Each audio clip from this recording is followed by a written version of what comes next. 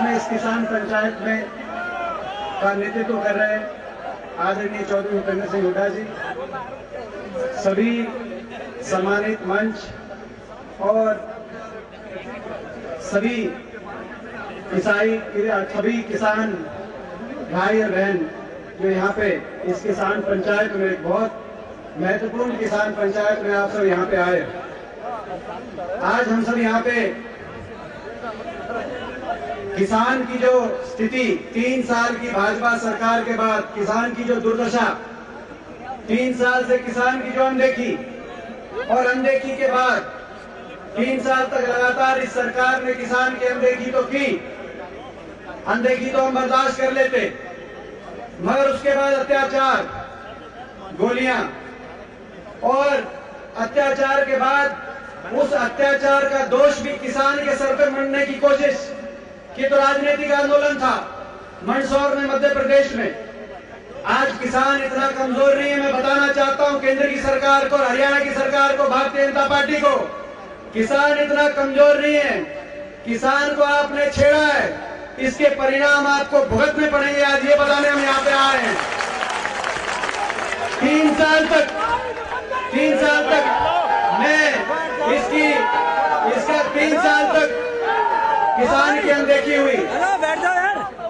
2004 में जब यूपीए की सरकार बनी थी, 2014 तक लगातार 10 साल किसान हितैषी फैसले लिए गए। इसकी हम पृष्ठभूमि में जाएं, जो ये आंदोलन है उस पृष्ठभूमि के बारे में मैं 2 मिनट में कहना चाहता हूं। 10 वर्ष लगातार, चाहे गेहूं की बात हो, चाहे धान की बात हो, धान का मूल्य लगभग 550 से बढ़ाकर 1400 रुपए प्रति क्विंटल न्यूनतम समर्थन मूल्य। ऐसे ही गेहूं का यानी कि प्रतिवर्ष 14 और 15% की बढ़ोतरी हर साल दी गई, 10 साल। और उस बढ़ोतरी के बाद जब चुनाव हुआ, चुनाव में वायदा किया गया कि स्वामीनाथन कमीशन की सिफारिशें लागू की जाएंगी, बढ़ोतरी में और इजाफा होगा, लागत के ऊपर 50% मुनाफा किसान को दिया जाएगा। मगर क्या हुआ? इन 3 साल में जो 15% हर साल गेहूं धान में जो बढ़ोतरी की जाती थी न्यूनतम समर्थन मूल्य में, उसको घटा के इस सरकार ने 4% पिछले 3 वर्ष में केवल 4% प्रति वर्ष की बढ़ोतरी की है। यहाँ पे मीडिया के भी मेरे साथी हैं, लघु सचिवालय में सरकारी बहुत से कर्मचारी बैठे हैं, मैं उनसे भी सवाल पूछना चाहता हूँ, मीडिया वालों से भी। आप खुद सवाल कीजिए। आप सो कह रहे हैं कि किसान क्यों है सड़कों पे? एक आपका जो तनख्वाह मिलती है आपको, उस तनख्वाह में हर साल 15% को इजाफा करे और उसके बाद वायदा हो कि इसको और बढ़ाएंगे, मगर 15% इजाफा जो हर साल हो रहा था उसको घटाकर कुल 4% इजाफा हर साल करे, तो आप भी सड़कों पे आओगे कि नहीं आओगे? इस बात का आपसे जवाब चाहिए। इसीलिए सरकार इसीलिए किसान सड़कों पे आया है। मुनाफे की बात की गई। हमारे समय में लगभग 30 से 40% हर साल लागत के ऊपर मुनाफा किसान को न्यूनतम समर्थन मूल्य में दिया गया। जब 1500 किसान का जब भाव 1500 फिक्स किया 2014 में, उस समय तकरीबन 1150 लागत थी, लगभग 30 से 40% का मुनाफा।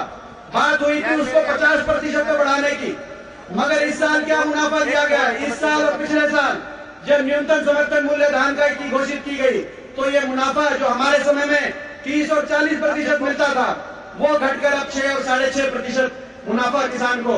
और महंगाई दर से भी ये 4% बढ़ा रहे हैं, 4.5% की तो महंगाई दर है, महंगाई दर से भी कम। इसीलिए देश का किसान कर्जवान हुआ है। इसीलिए देश के किसान पे पिछले 3 वर्ष के अंदर 60% कर्जा बढ़ा है, जो आज तक कभी हमारे देश के इतिहास में बात करते हैं, प्रधानमंत्री जी बात लोकसभा में करते हैं, क्या दिया 60 साल में कांग्रेस ने आपने 3 साल में इस देश के किसान को उतना कर्जा दिया प्रधानमंत्री जी, जो हम 60 साल में नहीं दे पाए, ये आपने दिया है। किसान को कर्जवान आपने किया। और इसीलिए किसान, और केवल केंद्र सरकार की बात नहीं, हरियाणा सरकार में जो पॉपुलर 1200 में जाता था आज 300 में जा रहा है। जो एक्सपोर्ट 10 साल तक कभी बंद नहीं हुआ, कभी बंद होने की बात आई तो केंद्र सरकार पर दबाव डाल के और केंद्र सरकार के माध्यम से उन देशों पे दबाव डाल के जो एक्सपोर्ट करते हैं धान, 11 2021 1509 एक्सपोर्ट वैरायटी, कभी एक्सपोर्ट में बीच में कोई भी एक्सपोर्ट रुकना नहीं दिया और पूरा एक्सपोर्ट, पूरा का पूरा एक्सपोर्ट खाड़ी के उन देशों में, और किसान को 3000, 3,500, 4,000, 5,000, 6,000 तक का भी भाव मिला। आज 1500 में किसान को अपना ध्यान देना पड़ रहा है। गन्ना, मैं एक और सवाल पूछता हूं, जब चीनी 30 रुपए किलो थी 2013-14 में, 10 साल लगातार कांग्रेस की सरकार ने फूटा कार्यकाल में डंके की चोट पे एक फैसला रखा कि देश में सबसे ज्यादा गन्ने का कहीं भाव रहेगा तो हरियाणा में रहेगा, और इसी फैसले के आधार पे जब 30 रुपए किलो चीनी थी तो 310 रुपए क्विंटल गन्ने का भाव दिया कि नहीं दिया, मैं आपसे पूछता हूं। 2013-14 में 3 साल के बाद चीनी तो पहुंच गई 40 और 45 रुपए किलो, आज 40 रुपए किलो, 45 तक भी पहुंच गई थी। और गन्ने का क्या भाव है? 10 रुपए बढ़ा है केवल, 310 रुपए से 320 रुपए क्विंटल। मैं पूछता हूं, ये बीच में प्रॉफिट मार्जिन किसकी जेब में जा रहा है, ये सवाल बनता है कि नहीं बनता है? जब 30 रुपए पे 310 रुपए क्विंटल गन्ने का भाव हमने तय किया था, तो जब 40 रुपए चीनी है तो गन्ने का कितना मिलना चाहिए, मैं आपसे सवाल पूछता हूं। ये हमारी मांगे, और भी सवाल उठते हैं। ये सारे सवाल सरकार को इन सब सवालों का जवाब देना पड़ेगा। सरकार ये मत समझे कि आज एक दिन की किसान पंचायत हुई है, इस किसान पंचायत में फैसले लिए जाएंगे, इस किसान पंचायत के माध्यम से सवाल उठाए जाएंगे, मांगे रखी जाएंगी। सरकार ये मत समझे कि ये मांगे और ये जो आज फैसले हैं इसके बाद हम और आप घर चले जाएंगे, मगर हम चैन से नहीं सोएंगे। दोबारा किसान पंचायत करेंगे, तिबारा किसान पंचायत करेंगे, महापंचायत करेंगे, राष्ट्रीय पंचायत करेंगे, दिल्ली में पंचायत करेंगे, जब तक ये जायज किसान की जायज बातें, जो किसान की वो जायज बातें आपने वायदे किए थे। स्वामीनाथन कमीशन का 50% लाभकारी मूल्य का वायदा आपका था, आप हर भाषण में कहते थे। यूपी के अंदर आपने कहा कि अब किसान बहुत कर्जवान हो गया है, यूपी के अंदर किसान को राहत देंगे, कर्ज माफी करेंगे। हमारे समय में मैं आपसे सवाल पूछता हूं, जब किसान मुश्किल में था कोई वायदा नहीं किया था, उस पर कोई वोट नहीं ली थी, जैसे इन्होंने यूपी में वोट ली, मगर बिजली के बिल माफ किए थे कि नहीं किए थे? वायदा नहीं किया था। 830 करोड़ क्या ब्याज कोऑपरेटिव का माफ किया था कि नहीं किया था? और यूपीए सरकार ने हरियाणा के किसान का, देश का 72,000 करोड़ और हरियाणा के किसान का लगभग 2300 करोड़ कर्जा माफ करने का काम किया था। प्रधानमंत्री जी, आप लोगों ने, भारतीय जनता पार्टी ने वायदा किया और उस आधार पर वोट ली यूपी में, और कहा यूपी ये दिक्कत केवल यूपी की किसान की नहीं है। अब महाराष्ट्र में आपने कहा है, आंदोलन जब महाराष्ट्र में भड़का, महाराष्ट्र में भी करेंगे, आपको यहाँ के किसान के बारे में भी सोचना पड़ेगा। इन बातों को लेके मैं समझता हूँ आज हम और आप मंथन कर रहे हैं। मैं तो आखिरी में एक ही बात कहूंगा, जो जिम्मेदारी शीर्ष नेतृत्व बैठा है यहाँ पे, हमारे बहुत सारे शीर्ष नेतृत्व, कांग्रेस पार्टी के भी और बहुत से किसान संगठनों के शीर्ष नेतृत्व यहाँ पे बैठे हैं, जो हमारे लिए जिम्मेदारी बनेगी। बहुत से नौजवान साथी यहाँ उपस्थित हैं, मैं उनकी तरफ से भी कहना चाहता हूँ, जो जिम्मेदारी हमारी लगेगी, मैं नौजवानों की तरफ से कहना चाहता हूँ इस आंदोलन में, उस जिम्मेदारी को पूरा मैं आपसे पूछ के ले रहा हूं, आपसे परमिशन लेके, आपकी इजाजत लेके, आप जो भी फैसला लोगे, जो भी जिम्मेदारी आप हमारी लगाओगे। और एक और बात है, इसमें नौजवानों की एक बात कह के मैं बात खत्म करूंगा। वायदा किया गया था हर साल 2 करोड़ नौकरी, यही वायदा था, 2 करोड़ नौकरी देंगे।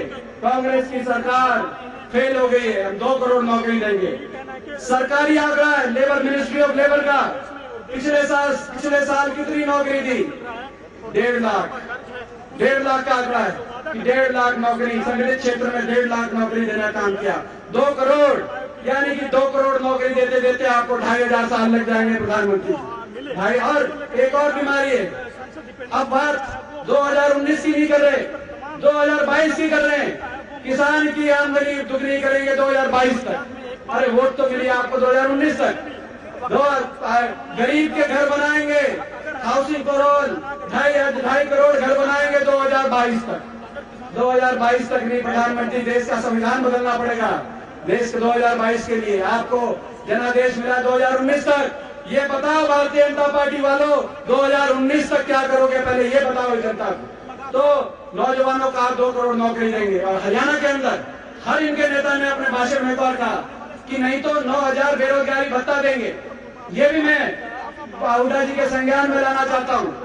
ये नौजवानों से जुड़ी हुई बात है, भावनाओं से खेला, कहा 9,000 बेरोजगारी भत्ता देंगे। और अब कह दिया कि खट्टर साहब का एक बयान है कि ये वायदा हमने पूरा कर लिया, क्योंकि जिन्होंने पीएचडी कर रखी है 3-4 कंडीशन निकाली, जिसमें चंद नौजवान पूरे प्रदेश के उस कंडीशन में पूरे बैठे कि भाई वो अगर 100 घंटा काम करेंगे उनको हम 9,000 बेरोजगारी भत्ता दे देंगे। और इस आधार पे कहा कि हमने ये वायदा पूरा कर दिया।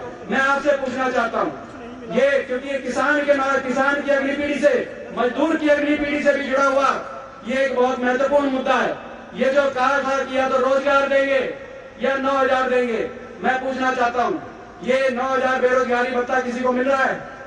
पूरे प्रदेश में किसी को मिल रहा है? उन साथियों से, प्रेस के साथी खड़े हैं, मैं उन साथियों से कहूंगा हाथ खड़ा करके बताओ जिनको ये, पहले सुन लो मैं क्या कह रहा हूँ, जिनको ये मिल रहा है वो नौजवान हाथ खड़ा करके बताएं। और अब वो नौजवान हाथ करके बताएं खड़ा करके जिनको ये 9,000 बेरोजगारी भत्ता नहीं मिल रहा।